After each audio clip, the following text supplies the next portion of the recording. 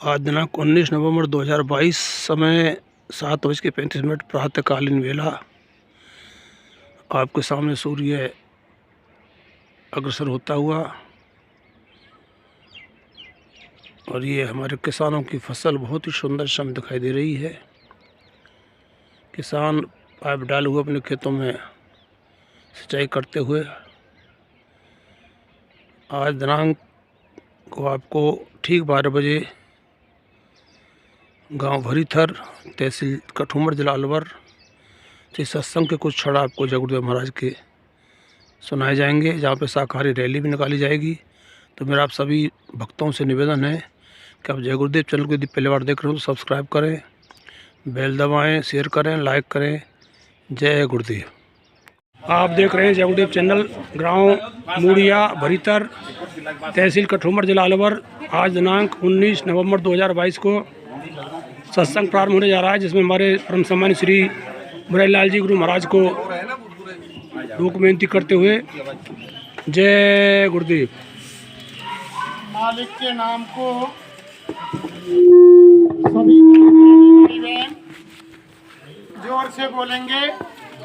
नहीं आसान आ जा तुम थोड़ा चाहिए मेरे का। जय गुरुदेव। गुरुदेव नाम किसका? प्रभु का पावन प्यारा नाम। जय गुरुदेव।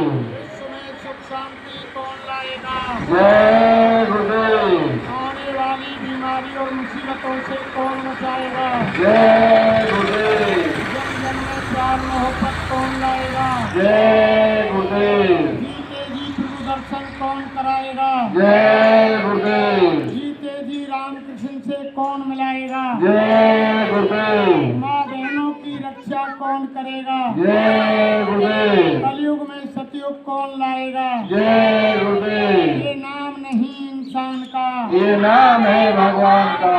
ये काम नहीं इंसान का, ये काम है भगवान का। जय गुरुदेव। जय गुरुदेव।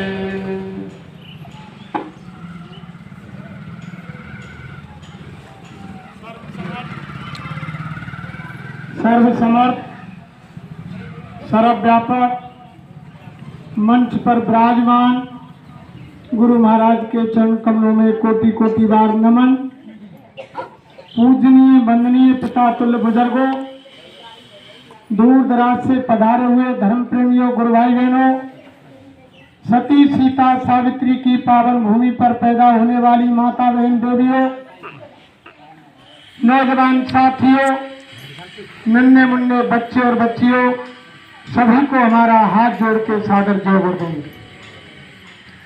देखो प्रेमियों, आज बड़े सौभाग्य का दिन है कि मालिक की असीम दया से हम सभी धर्म प्रेमी उस मालिक की चर्चा करने व सुनने के लिए एक जगह इकट्ठे हुए। ऐसे मौके जीवन में भाई बहनों कभी कभार आते हैं।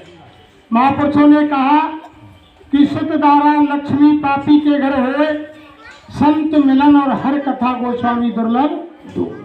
स्त्री बच्चे गाड़ी घोड़ा बंगला रुपया पैसा सोना चांदी सारे वैभव पापी से पापी के यहाँ मिल जाएंगे, लेकिन मालिक की चर्चा और संत महापुरुषों का दर्शन किसी बिरले भाग्यशाली भाई बहन को होता है। क्या गांव में इतने लोग थोड़ी हैं? लेकिन महात्मा कहते हैं कि पुण्य पुण्य में मिले ना संता, और बिना संत नहीं पावे पंथा। यानी जब हमारे पूर्व जन्म के संस्कार इकट्ठे होते हैं प्रेमियों, तभी हम ऐसे महापुरुषों की चर्चा सुनने के लिए जाते हैं। तभी तो महापुरुषों ने कहा कि स्वामी पिछले पुण्य बिन हर चर्चा न सुहाय, और कै सोवे के लड़ मरे और के घर को उठ गया। यानी पूर्व जन्म के संस्कार होते हैं प्रेमी। अचानक कोई जबरदस्ती किसी भाई बहन को ऐसी जगह पर ले आएगा तो वो मालिक की चर्चा नहीं सुनेगा, कि तो आपस में बातचीत करेगा, या उसको ऑटोमेटिक उस काल की दया से नींद आएगी और अंत में वो घर को उठ करके चला जाएगा, लेकिन वो हरि की चर्चा को नहीं सुनेगा। ये पूर्व जन्म के संस्कार होते हैं प्रेमियों। और देखो, जब कोई बढ़िया चीज ली जाती है तो हमारे बुजुर्ग जानते हैं सब हमारी बुजुर्ग माताओं से पूछो, बुजुर्गों से पूछो, यानी हमेशा सर ढक के ली जाती है प्रेमियों।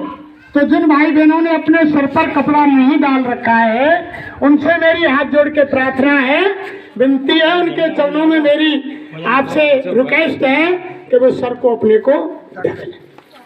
क्यों कि जब हमारे हिंदू धर्म में कोई टीका चंदन नहीं होता है, अगर सर पर कपड़ा नहीं होता है तो हम हाथ को रख लेते हैं ना, जब टीका चंदन लगवाते हैं। ये हमारा हेड है, हेड, यहाँ पे हमारी बुद्धि का कंट्रोल इसी हेड से, इसी सर से होता है। तभी तो आज हमारी बुद्धि विचलित हो गई। पहले बुजुर्गों को देखो कि वो दो हमेशा, एक काटने के लिए और एक यानी सिर पर ढकने के लिए 24 घंटे रखते थे हमारे बुजुर्ग। कभी भी सिर को यानी नंगा नहीं रखते थे पहले समय में, आपने देखा होगा। या टोपी ओढ़ते, या कोई फेंटा बांधते, या कोई धोती, कोई अंगोछा यानी अवश्य सिर पर रखते थे, लेकिन वो खाली सिर नहीं रखते थे। इसलिए मैं सभी से निवेदन करता हूं कि आप अपने सर को अवश्य ढक लें। देखो धर्म प्रेमियों, अभी अभी आपके सामने जो हमारे गुरु महाराज की तस्वीर लगी हुई है, अभी हमने जय गुरुदेव बुलवाया तो हमने देखा कि बहुत से भाई बहनों ने जय गुरुदेव नहीं बोला। उनको शंका हो गई कि यानी राम है, कृष्ण है, हनुमान है, देवी है, देवता है, दुर्गा है, तमाम यानी भगवान के नाम है, लेकिन ये जय गुरुदेव नाम भगवान का बीच में कहां से आ गया? तो देखो, महात्मा कहते हैं कि हर के 1000 नाम और कृष्ण के असंख्य नाम, यानी विष्णु के हजारों नाम, उनमें से हमारे गुरु महाराज ने कहा कि एक ये जय गुरुदेव नाम उस परम पिता परमात्मा, उस सर्वशक्तिमान का नाम जय गुरुदेव। ये हमारे गुरु महाराज के शरीर का नाम नहीं है प्रेमियों। आपको अगर शंका हो रही हो कि बाबा जी का नाम जय गुरुदेव है, हमारे गुरु महाराज मन से कहते थे कि मेरा नाम जय गुरुदेव नहीं है, मैं तो पूरे भारत में नहीं बल्कि पूरे संसार में जय गुरुदेव नाम का प्रचार करता हूँ। इसलिए जय गुरुदेव नाम का प्रचार करने से यानी सब लोग मुझे जय गुरुदेव बाबा के नाम से जानते हैं। जैसे कोई दूधिया होता है प्रेमियों, वो दूध का काम करता है, तो उसका हम नाम नहीं जानते हैं तो क्या कहते हैं, अरे दूधिया इधर आ। उसका कोई दूधिया नाम थोड़ी है, लेकिन दूधिया कहते हैं ना। अगर हमारा कोई बाजार में रिक्शे का काम पड़ गया और हमें रिक्शा चाहिए तो हम रिक्शे वाले का नाम नहीं जानते, टैक्सी का नाम नहीं जानते, तो हम क्या आवाज लगाते हैं, ए रिक्शा रुक। वो रिक्शा वाला समझ जाता है कि मुझको ये बात दे रहा है। इसलिए हम इनको जय गुरुदेव नाम से पुकारते हैं प्रेमी। इनका नाम नहीं है, कोई शंका मत करना। इनका नाम तो इनके माँ बाप ने, हमारे गुरु महाराज ने बताया कि मेरा नाम तो मेरे माँ बाप ने, मेरे घर परिवार वालों ने, इनका नाम वो है प्रेमियों जिन्होंने रामचरितमानस लिखी। गोसाई महाराज ने, जो नाम गोसाई जी महाराज का पूरा है वही हमारे गुरु महाराज के शरीर का नाम है। गोसाई महाराज का आप सब लोग नाम जानते हैं। हम नाम इसलिए नहीं लेते प्रेमियों, जैसे बुजुर्ग माताओं को पूछो, पहले समय में ये हमारी बुजुर्ग माताएं यानी अपने संसार के पति, अपने स्वामी का नाम नहीं लेती, कभी भी नाम नहीं लिया। हमारी बुजुर्ग माताओं से बात करो, यानी पत्नी पति का नाम जानती है और यानी पति पत्नी का नाम जानता है, लेकिन किसी ने आज तक अपनी जबान से नाम नहीं लिया। तो संसारिक पति का जब प्रेमी हम नाम नहीं लेते हैं, तो जितनी भी यहाँ हमारे भाई बहन बुजुर्ग माताएं देवियां बैठी हैं, सबकी जीवात्मा नारी रूप है, स्त्री रूप है सबकी आत्मा। तो आत्मा के सच्चे परमात्मा, सच्चे पति, सच्चे स्वामी सतगुरु होते हैं। इनकी आत्मा की शादी की यानी सतगुरु के साथ होती है, तो ये हमारी आत्मा के पति हैं, इसलिए हम हमारी जबान से इनका नाम नहीं लेते। लेकिन आज तो मॉडर्न समय आ गया प्रेमी। आज तो हमारी जो नौजवान हमारी बहन बेटी है कहें, वो तो अपने यानी पति का नाम लेकर ही बुलाती है। वैसे यानी साल भर में हमारी माता बहन देवियां यानी करवा चौथ का व्रत रखती हैं अपने संसारिक पति की उम्र बढ़ाने के लिए। एक दिन रखे ना, उम्र बढ़ाने के लिए व्रत रखती है प्रेमियों एक दिन, और साल में होते हैं 364 दिन, और 364 दिन लगातार अपने घर वाले को नाम ले रहे हैं। तो हमारे धर्मशास्त्र क्या कह रहे हैं प्रेमियों, ध्यान से सुनो माता बहन देवियों। हमारे धर्मशास्त्र कह रहे हैं कि अगर किसी भी पत्नी ने अपने पति का नाम लिया तो उसकी आयु कम हो गई, घट जाता। अगर उसके पति ने पत्नी का नाम लिया तो आयु कम हो गई। और हम बढ़ा में 1 दिन 365 दिन में और घटा में 364 दिन। तो आज भी हमारी बुजुर्ग माताओं को देख लो, कोई नाम नहीं देती है। अगर ये मित्र पर कहीं भी काम पड़ गया और पूछा कि तुम्हारे घर वाले का क्या नाम है, तो हमारी बुजुर्ग माताएं क्या कहेंगी? अरे भैया, अरे लाला तेरे बाबा को नाम बता दीजिए, तेरे ताऊ को नाम बता दे, तेरे भैया को नाम बता दे, लेकिन खुद नाम नहीं। आज तो समय बदल गया। इसीलिए तो विनाश के कगार पर हर इंसान यानी जा रहा है प्रेमियों। तो कोई भी प्रेमी शंका नहीं करे कि जय गुरुदेव नाम बाबा जी का है, कोई शंका नहीं करे। जो परमपिता परमात्मा आलिशान शक्ति सर्वशक्तिमान का नाम।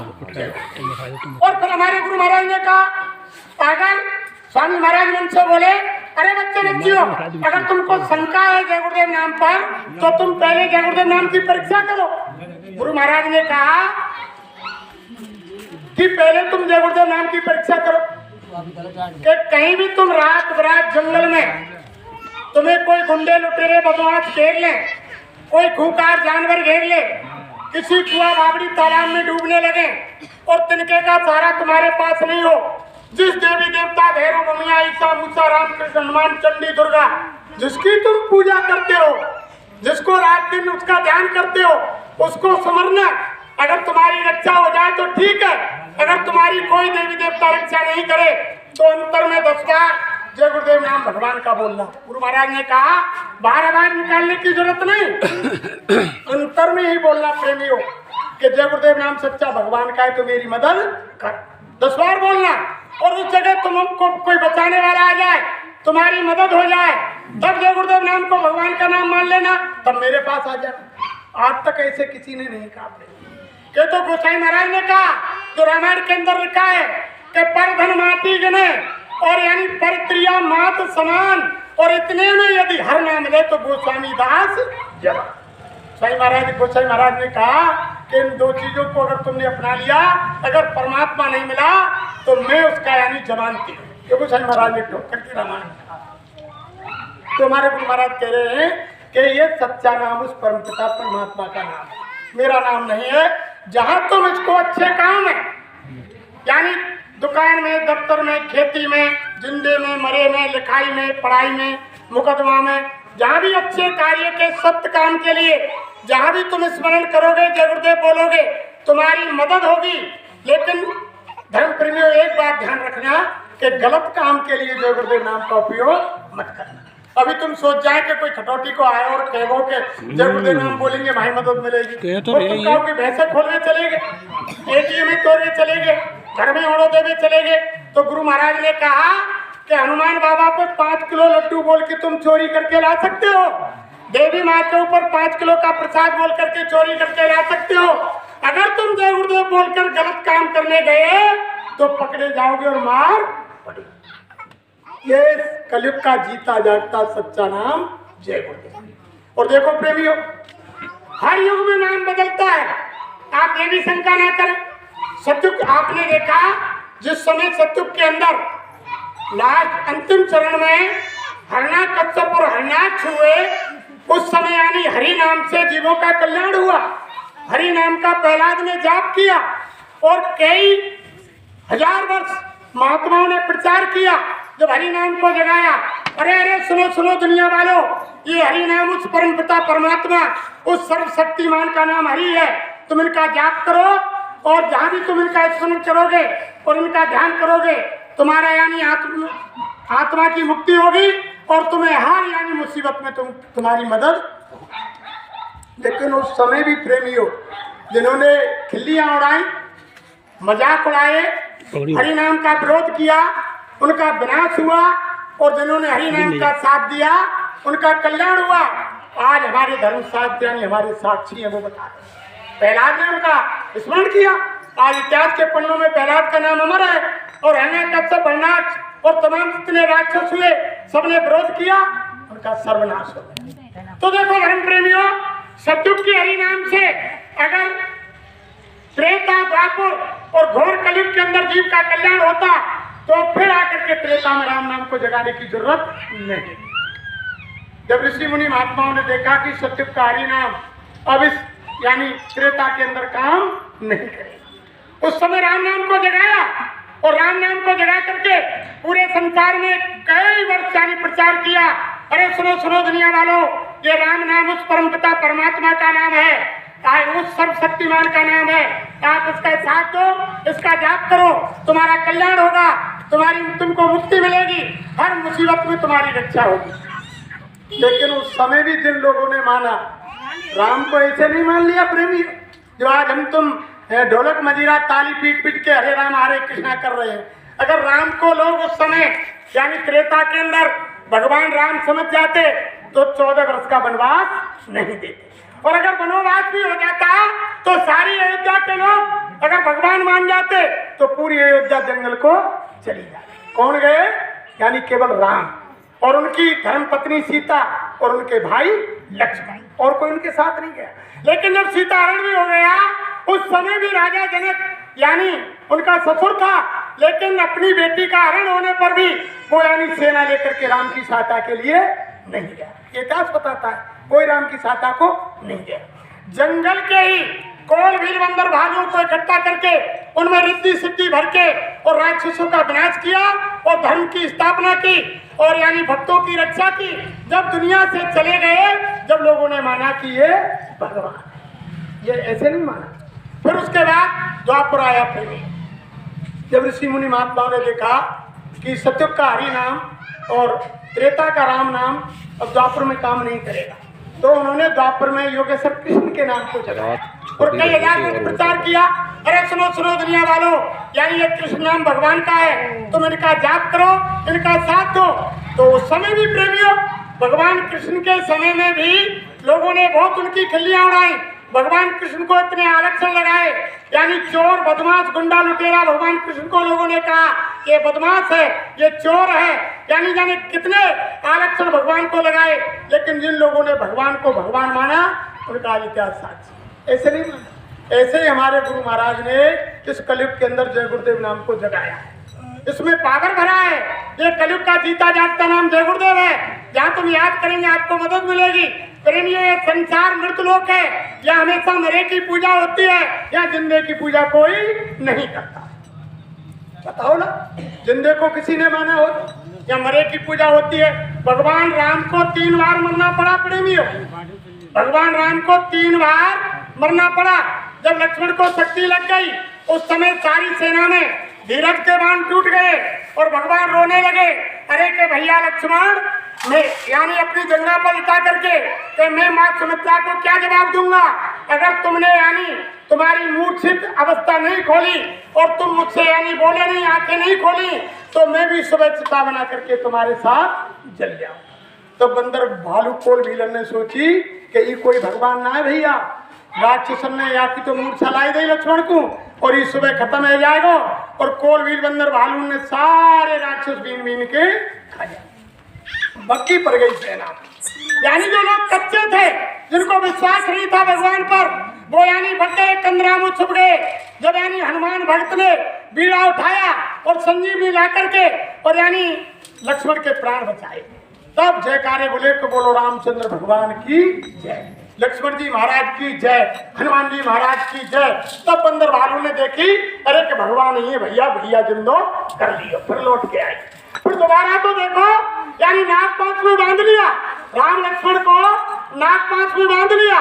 और अब ये हो गया कि ये कैसा भगवान है, जब अपने बंधन खुद के नहीं काट सकता तो ये दुनिया के बंधन क्या काटेगा? और लोग कह रहे हैं कि रात भर नाग पांच में बंधे रहेंगे तो सुबह तक खून का पानी हो जाएगा और दोनों भाई यानी मारे गए। तब भगदड़ मच गई, उस समय भी भगदड़ मच गई। और जब यानी बोल मिला, सेवक हनुमान ने उठाया, भक्त हनुमान जी गरुड़ को लाया और नाग पांच कटवाया।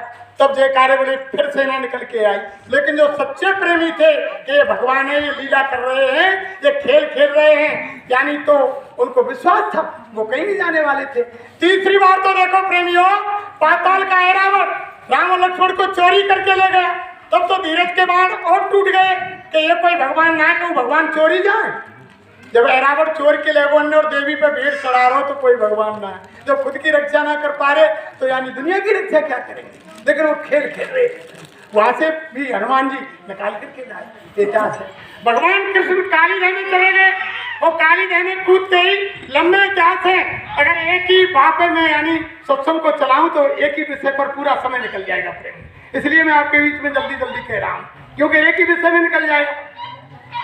तो यानी गेंद के खेल में गेंद काली दह में जानबूझ करके योगेश्वर कृष्ण ने डाली और उसको निकालने के लिए अंदर चले गए। क्यों? कि उसमें कालिया नाग रहता था, जिससे वो जल दूषित था और कई कई योजन से जीव की यानी परछाई से जीव को वो कालिया नाग खींच लेता था, खत्म कर देता था। तो काली दह में कूद गए। तब लोगों ने विश्वास कर लिया कि काली दह में योगेश्वर कृष्ण मारे। सर्प ने मार दिया, क्योंकि कई कई योजन से और उनकी यानी छाया से खींच लेता है कालिया। तो यानी लोगों ने समझा कि कृष्ण उसमें मारा गया। नंदगाम गोकुल बरसाने मथुरा के अंदर सब लोगों ने आकर बता दिया, जो खेल में थे गेंद के में, कि योगेश्वर कृष्ण और काली दह में चले गए और उनको सर्प ने खत्म कर दिया। लेकिन सच्चे प्यारे भगत थे, जिनको विश्वास था, वो काली दह पर बैठे रहे और उन्होंने कहा कि मेरे भगवान, मेरे मालिक, मेरे सच्चे स्वामी ये लीला खेल रहे हैं, ये जाने वाले नहीं है, अवश्य काली दह से बाहर आए। लेकिन पूरे नंदगाम को कुल बरसानो मथुरा सब में शोर बोलेगे कि कृष्ण काली दह में खत्म। तो कई दिन युद्ध चला, ये हमारे धर्मसाथ कह रहे प्रेमियों, कई दिन युद्ध चला कालिया नाग का भगवान कृष्ण का। जब कालिया नाग को नाच करके योगेश्वर कृष्ण जब ऊपर आए और आकर के जब लोगों ने देखा, जब जयकारे दिए कि बोलो भगवान कृष्ण की जय, जब नंदगाम गोकुल बरसाने में लोगों को खबर पड़ी, फिर तो लान लगी वास्तव में ही भगवान है, जिंदे होकर आ गए। और दूसरी बार देखो, लोगों ने नहीं पहचाना। 17 बार जरासंध और योगेश्वर कृष्ण की लड़ाई मथुरा में हुई प्रेमियों, खूब आपने क्या सुना होगा, मथुरा में हुई। जब 17वीं बार लड़ाई हो रही थी, यानी 16 बार तक योगेश्वर कृष्ण सब राक्षसों को खत्म कर देते, लेकिन जैसे ही सामने जरासंध आता तो मैदान छोड़कर भाग जाता। तब लोगों ने क्या विचार किया कि योगेश्वर कृष्ण कायर है, यानी छोटे मोटे राक्षस ने तो खत्म कर दे और जब वो जरासंध आवे जट भरेगा। लेकिन ये विचार नहीं था प्रेमियों, उन्होंने विचार था कि अगर मैं जरासंध को खत्म कर दूंगा तो दुनिया के राक्षसों को घेर कर फिर कौन लाएगा, यानी यही तो लाएगा, मुझे जगह जगह घूमना पड़ेगा धर्म की स्थापना के लिए, राक्षसों के विनाश के लिए।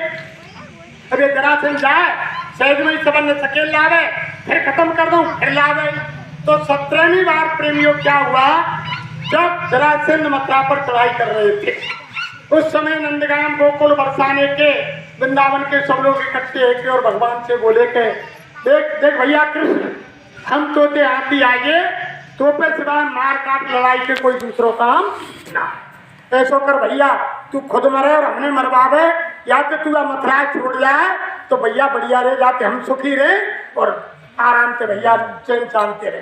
तो भगवान कृष्ण ने विचार किया कि ये लोग मुझे नहीं पहचान पाए। तो 17वीं बार प्रेमियों, जब जरासंध और भगवान का यानी युद्ध होने जा रहा था, उसी समय मैदान को छोड़ करके योगेश्वर कृष्ण बलदाऊ का हाथ पकड़ के और गुजरात के सौराष्ट्र के पहाड़ पर जाकर चले गए। ये क्या बताता है, यानी जरासंध पीछे पीछे, जब जरासंध बलदाऊ से कहते थे अरे बलदाऊ ये तो खैर चोर है, छलिया है, ये गुंडा है, बदमाश है, लेकिन तुम तो एक बलधारी हो, तुम तो गदाधारी अंगलधारी हो, तुम क्यों इसके साथ मैदान छोड़कर भाग रहे हो। जब बलदाऊ हाथ छुड़ाना चाहते थे कृष्ण से तो रोक लेते थे कि भैया नहीं, रोक रोक, नहीं देख ले तसल्ली से, जबरन ले गए। सौराष्ट्र के पहाड़ के ऊपर चढ़ गए। कुछ लोग नंदगाम गोकुल बरसाने के उनके साथ गए, जो उनके सच्चे भगत थे।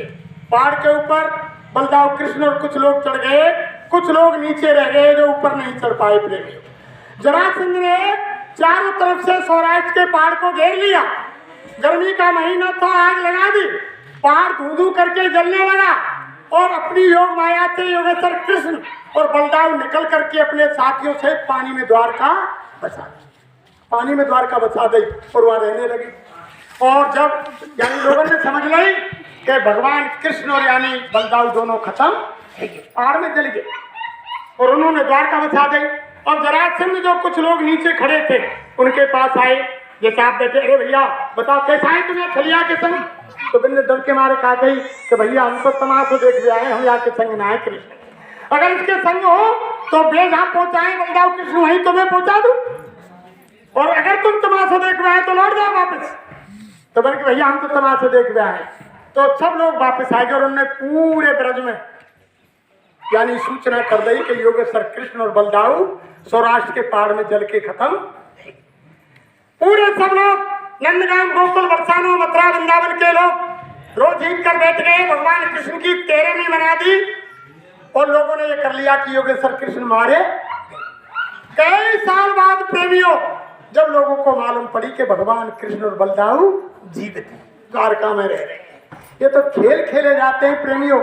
अगर परमात्मा धरती पर आता है, अगर वो लीला नहीं खेले तो वो इतिहास नहीं बनता है। राम के अंदर इतना पावर था कि घर बैठे ही अयोध्या से ही सारे संसार के राक्षसों का विनाश कर सकते थे, लेकिन ये रामायण नहीं रची जाती, इतिहास नहीं बनता। इतनी ताकत योगेश्वर कृष्ण के अंदर थी कि घर बैठे मथुरा से सारे राक्षसों का विनाश विश्व के कर सकते थे, लेकिन ये इतिहास नहीं बना। धर्म प्रेम ये तो हर समय ऐसे ही हमारे गुरु महाराज ने जय गुरुदेव नाम को जगाया है प्रेमियों। और अब हमारे यानी पूरे हमारे जय गुरुदेव परिवार में गुरु महाराज ने खेल खेल दिया 2012 में, और हमारी संगत में यानी चर्चा हो गई कि बाबा जी चले गए। लेकिन स्वामी जी महाराज आप पक्का समझो, गुरु महाराज के वचनों के अनुसार स्वयं महाराज ने भरे मन से कहा, अरे बच्चा मैं कोई महात्मा गांधी नहीं हूँ, यानी वो तो राजनीतिक थे, मैं पक्का आध्यात्मवादी हूँ। महात्मा गांधी को गोली से मार दिया, मेरे नाम की कोई गोली, तीर, तलवार, हथगोला, बम गोला, बारूद गोला, कोई भी हथियार इस बाबा जी को मारने वाला नहीं बना। स्वयं महाराज ने कहा अगर मेरी जरूरत दुनिया में पड़ी, समय यानी परिवर्तन में समय लगा, अगर मेरी जरूरत यहाँ पड़ी तो मैं 400 वर्ष तक धरती पर रहूं। ये गुरु महाराज ने कहा और खेल खेल दिया। स्वयं महाराज ने खेल खेल दिया, वही तो खेल बन रहा है। अब तो हमारे सब प्रेमी सारा संसार कह रहा है कि बाबा जय गुरुदेव चले गए। लेकिन जब दोबारा लौट के आएंगे जब क्या होगी कि ये कहां से आ गए, ये बाबा जी कहां से आ गए, तभी तो इतिहास बनेगा प्रेमियों। देखो इतिहास बनाने के लिए भगवान राम ने नकली सीता बनाई प्रेमियों, ये तो आपने इतिहास पढ़ा है। जिस समय राम लक्ष्मण को वनवास हो गया, उस समय जब कंदमूल फल लेने के लिए लक्ष्मण को भेज दिया, तब राम ने क्या कहा कि सुनो सिय तुम सबक सुशीला, हम कछु करन चैत नर लीला, प्रिय तुम करो अग्नि में वाचा, और जब लग करूं निशाचर नासा। ये मरम लक्ष्मणों नहीं जाना, और जो कछु चरित्र रचो भगवान। ये भेद लक्ष्मण को भी मालूम नहीं था प्रेम। सीता चोरी चली गई, लंबा इतिहास है, सबने पढ़ा है। वापस आ गई, रावण को मार के सारे राक्षसों का विनाश करके विभीषण को रात दे करके जब वापस रामादल में सीता आ गई, तब भगवान राम ने लक्ष्मण से क्या कहा कि भैया लक्ष्मण, ये चौपाई बता रही है कि भैया लक्ष्मण बनो धर्म के नेगी, और अग्नि प्रकट करो तुम बेगी। कि भैया लक्ष्मण तुम धर्म के नेगी बन जाओ, अग्नि प्रकट करो। ये तुम्हारी भाभी ये यानी सीता लंका में रावण के पास बहुत समय से रही है, इसकी अग्नि परीक्षा लो, ये खरी है या इसका यानी सतुत्व खत्म हो गया। जब लक्ष्मण ने अग्नि प्रकट करी, जब वो नकली सीता अग्नि में प्रवेश हुई प्रेमियों, जब असली निकली तब लक्ष्मण को मालूम पड़ी, तब लक्ष्मण में मालूम पड़ी कि ये तो नकली सीता है, ये तो असली तो आ रही है। तब राम के पास जाकर धीरे से कान में कही कि भैया राम तेरी खेल पहले क्यों ना बताया कि भैया लक्ष्मण कौन सा, कि ये सीता तो नकली थी, असली तो अब अग्नि में तो निकली है। तब राम ने कही कि भैया लक्ष्मण अगर यार खेला में तो को पहले बता दे तो तू दुनिया में प्रचार कर दे तो, और यानी मेरे बने बनाए खेल को चौपट, यानी ये इतिहास नहीं रचा जाता प्रेम, वो नकली सीता बना करके तभी तो इतिहास कर तो नहीं हुआ। लक्ष्मण ने की भैया तेरे हम मरवा दिए, खुद मरो, जंगल जंगल भटके हुए के जंगल के जानवरों पक्षियों बताओ आप ही बता दो जनक दुलारी कहाँ गई, खुद रोए और हम रोवाए, और जनता को मारे इतना कष्ट दबाव पहले क्यों ना बताई कि नकली। तो इतिहास बनाने के लिए प्रेमियों क्या नहीं करना पड़ता है। यानी 2012 में बाबा जी ने खेला खेल और सारी संगत हो गई फेल, सब फेल हो, सारे के सारे लोग फेल हो गए। और बाबा जी कह रहे हैं कि मेरे काम को कोई दूसरा कर नहीं सकता और मेरे काम को मुझे करने से कोई रोक नहीं सकता। और साईं महाराज ने कहा कि मैंने 3 यज्ञ रचा दिए, एक यानी अहमदाबाद में, दूसरा अयोध्या में, तीसरा काशी में। जो चौथा यज्ञ होगा उसकी 10 महीने पहले घोषणा करूंगा और वो ऐसा मैदान होगा जहाँ लोग उसका नाम नहीं जानते हैं और उसके अंदर 10 करोड़ नर नारी होंगे। वो सतयुग आगमन का चौथा यज्ञ होगा, उसकी घोषणा मैं ही करूंगा। अब चौथा यज्ञ हुआ नहीं और स्वामी जी ने घोषणा करी कि कलयुग में कलयुग जाएगा और कलयुग में ही कुछ 1000 वर्ष के लिए सतयुग आएगा, कलयुग समाप्त नहीं होगा। जैसे सतयुग में हिरण्याकश्यप हिरण्याक्ष राक्षस हो गए, तब कलयुग कुछ समय के लिए आ गया। और ऐसे ही त्रेता के अंदर रावण और मेघनाथ कुंभकर्ण वगैरह राक्षस हो गए, मारी सुबाहु ताड़का तमाम राक्षस हो गए, उस समय कलयुग आ गया। ऐसे ही द्वापर में यानी कंस और दुर्योधन जैसे राक्षस हो गए, उस समय कलयुग आ गया बीच में। ऐसे ही कलयुग में कुछ 1000 वर्ष के लिए कलयुग जाएगा और कलयुग में ही कुछ 1000 वर्ष के लिए सतयुग आएगा। कलयुग समाप्त नहीं होगा। कलयुग की उम्र 4,32,000 वर्ष है प्रेमी, और अभी मात्र 5,500 वर्ष खत्म हुए हैं। अभी तो 26,500 वर्ष 4,26,000 वर्ष बाकी है, बहुत समय बाकी है। लेकिन बीच में क्यों आ रहा है? हमारे गुरु महाराज ने बताया कि हर यानी युग के अंत में पापाचार, अनाचार, व्यभिचार, दुराचार युग के अंत में होता है प्रेम। लेकिन इस समय कलयुग के शुरू में ही इतना पापाचार, अत्याचार इतना बढ़ गया, यानी चरम सीमा को निकल गया प्रेमियों। इसलिए महात्माओं ने घोषणा की कि अगर ऐसे ही कलयुग चलता रहा तो यहाँ कोई जीव जीवित नहीं है। तो महात्माओं ने, ये तो सूरदास ने भी बहुत समय, हमारे गुरु महाराज ने तो अवाक कर कहा, सूरदास जी अपनी सूर सागर में लिख गए, जो हरियाणा और उत्तर प्रदेश के बॉर्डर पर छोटा सा गांव सी है, वहाँ उनका जन्म हुआ। उन्होंने लिखा अपने सूर सागर में, करे मन धीरज क्यों ना धरे और सम्मत 2000 के ऊपर है सो योग पर। अब 2000 से ऊपर ही चल रहा, पूरा पश्चिम उत्तर दक्षिण 34 काल फिरे, अकाल मृत्यु जगमाई व्यापे प्रजा बहुत मरे, अरे मन धीरज क्यों ना धरे। फिर आगे क्या कहा कि 60 वर्ष लग सतयुग आवे और सुख की दशा फिरे, स्वर्ण फूल मन पृथ्वी फूले, धर्म की वेल बढ़े और काल व्याल से वही बचेगा जो सतगुरु ध्यान धरे। और सूरदास ये हर की लीला तारे नहीं, अरे मन धीरज क्यों ना। वो तो बहुत समय पहले लिख के, कैसा होगा? एक बार तो धरती पर विनाश होगा, पापी कुटिल कुकर्मी ये दुनिया से मिट जाएंगे, तब यानी धरती पर सतयुग आएगा। भाई रामायण भी तो कह रही है कि सतयुग सब योगी विज्ञानी और कर है ज्ञान करे प्राणी। सतयुग के अंदर तो सब ज्ञानी ध्यानी यानी भजनानंदी होंगे। इस समय तो यानी पृथ्वी पर बहुत तगड़ानाचार हो रहा। तभी तो गुरु महाराज ने भविष्यवाणी की प्रेम कि कहीं जय गुरुदेव पुकार जमाना बदलेगा, प्रजा बहुत मरेगी जग में, लाशें पड़ी सड़ेंगी घर घर में, उठाने वाले मिलेंगे ना यार जमाना बदलेगा। स्वामी महाराज ने क्यों कहा? इसलिए हमारे गुरु महाराज ने क्यों कहा, ऐसे कहा। स्वामी महाराज मन से बोले, अरे बच्चे बच्चे देखो, त्रेता के अंदर राम रावण का युद्ध मैदान में हुआ। उस समय धरती पर एक रावण था, एक राम को आना पड़ा मारने के लिए। और द्वापर के अंदर धरती पर एक कंस और एक दुर्योधन था, योगेश्वर कृष्ण को धरती पर उनको मारने के लिए आना पड़ा। स्वामी महाराज बोले कि आज तो कलयुग के अंदर घर घर में रावण कंस हो गए, कोई घर ऐसा बिरला ही होगा जिसमें रावण कंस नहीं हो, घर घर में हो गए।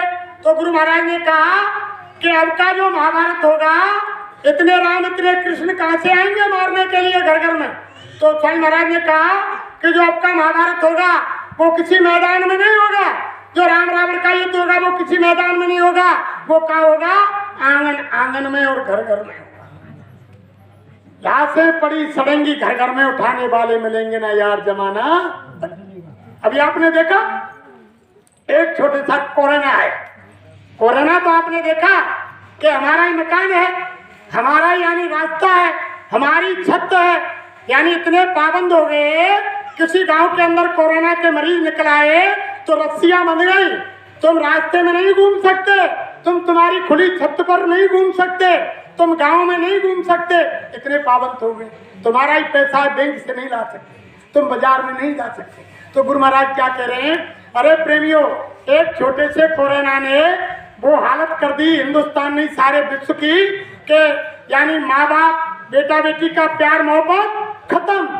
अगर भाई यानी भाई और बहन को यानी बच्चे और बच्ची को कोरोना लग गया, दोनों पुकार कर रहे हैं, अरे मम्मी पापा हमें बचाओ, हमें बचाओ।